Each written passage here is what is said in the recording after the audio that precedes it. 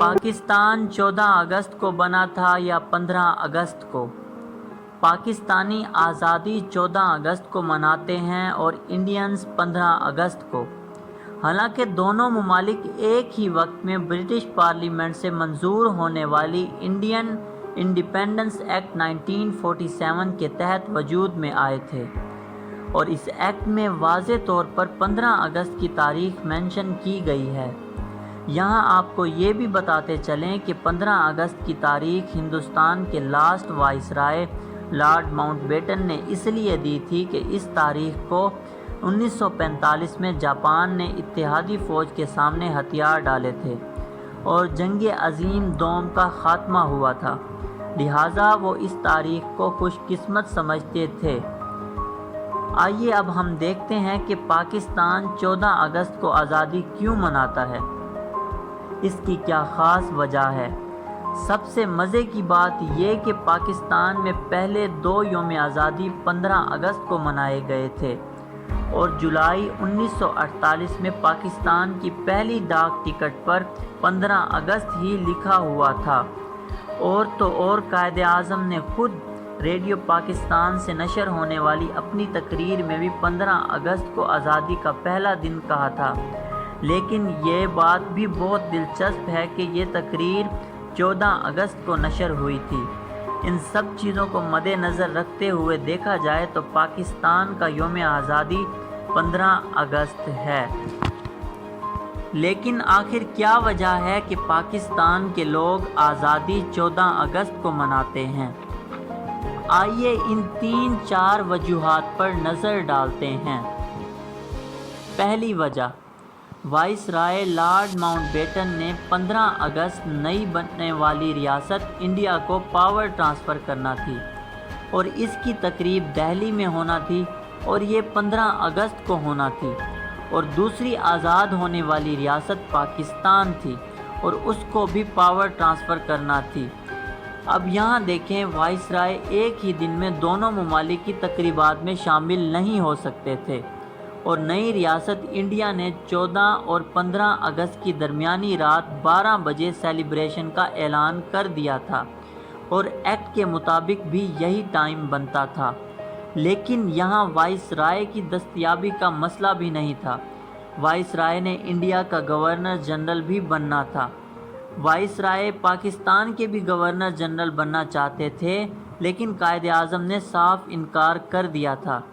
اب اگر viceroy lord ماؤنٹ بیٹن 15 اگست کی رات یا اس کے بعد پاکستان کو پاور ٹرانسفر کرتے تو وہ بطور Indian governor general power transfer کرتے، کیونکہ انڈیا کی ریاست 14 اور 15 اگست کی درمیانی رات میں وجود میں آ گئی تھی، تو ظاہر ہے یہ بات قائد اعظم کو قابل قبول نہیں تھی۔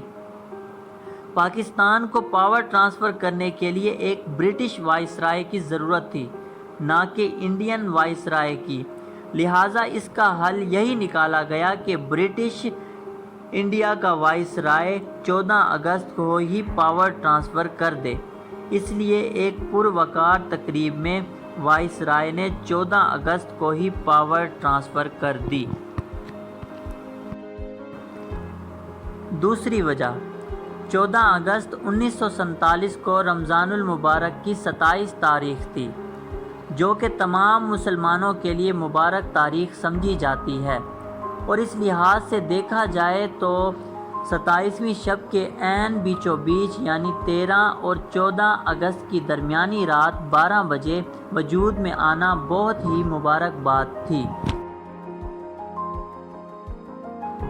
تیسری وجہ، کچھ لوگ پاکستان کے 14 اگست کو آزادی منانے کی منطق یہ دیتے ہیں کہ کیونکہ 15 اگست کو دونوں ریاستیں وجود میں آنا تھیں، لیکن بھارت کا معیاری وقت پاکستان سے آدھا گھنٹہ آگے تھا، اس لیے دہلی میں 14 اور 15 اگست کی درمیانی رات کو 12 بجے تو پاکستان کے معیاری وقت کے مطابق یہاں ابھی 14 اگست کی رات کے 11:30 کا وقت تھا، اس لیے پاکستان 14 اگست کو ہی آزادی مناتا ہے۔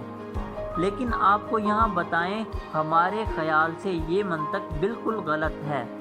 1947 میں انڈیا اور پاکستان کا ایک ہی ٹائم زون تھا، یہ جو آج آپ 30 منٹ کا ڈفرنس دیکھتے ہیں، اس کا آغاز 1951 میں ہوا تھا۔ چوتھی وجہ، اس وقت کے صحافیوں کے مطابق قائد اعظم نے خود یوم آزادی 14 اگست کو ڈکلیئر کروایا تھا، اور کیونکہ ان کی شخصیت اتنی بڑی تھی تو ان سے کوئی آرگومنٹ نہیں کر سکتا تھا، اس لیے 14 اگست کو آزادی کا دن منایا جاتا ہے۔ لیکن اس کا کوئی ریکارڈ یا ثبوت نہیں ہے کہ قائد اعظم نے یہ کہا بھی تھا یا نہیں۔ تو اب 14 اگست کو 27 رمضان المبارک کا ہونا اور پاور ٹرانسفر سرمنی کا ہونا، اور 15 اگست کو وائس رائے کا انڈیا کا گورنر جنرل بننا، یہ 3 بڑی وجہ تھیں جن کی وجہ سے پاکستان 15 اگست کو نہیں بلکہ 14 اگست کو یوم آزادی مناتا ہے۔